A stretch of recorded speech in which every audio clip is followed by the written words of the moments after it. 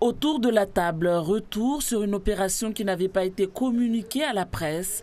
Plus tôt dans la matinée, Muriel Pénicaud, la ministre du Travail, ainsi que les inspecteurs du travail et les inspecteurs spécialisés de la police aux frontières sont partis contrôler des chantiers à Mtsapéré, histoire de démontrer l'ampleur du travail illégal à Mayotte. 3 personnes interpellées dans ce chantier. D'abord ici à Mayotte, l'ensemble des services de l'État travaillent de façon extrêmement étroite ensemble sur ces sujets.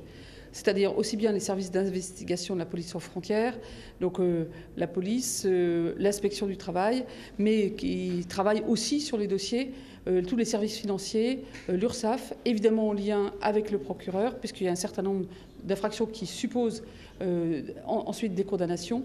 Et donc c'est ce travail d'équipe qui permet d'avoir une efficacité.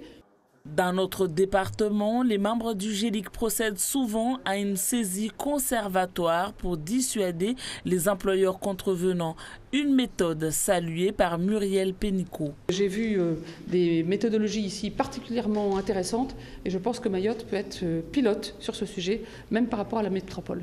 Le travail illégal avec des salariés en situation irrégulière concerne beaucoup de secteurs, notamment le bâtiment, la pêche, l'agriculture, mais aussi chez les artisans taxis. Les enquêteurs multiplient les contrôles. Alors les montants des redressements qui ont été faits dans le cas du CODAF, pour 2018, on est à 640 000 €. Et l'année n'est pas finie, donc le chiffre sera... Il y a des affaires en cours. En 2017, le montant était à peu près de 130 ou 140 000. Je vous donne un chiffre approximatif, 120 ou 140 000 €. Donc on a vraiment presque multiplié par 6 Désormais, les services transmettent systématiquement les rapports à la sécurité sociale qui se charge de procédures de redressement, d'où l'augmentation constante du nombre d'infractions.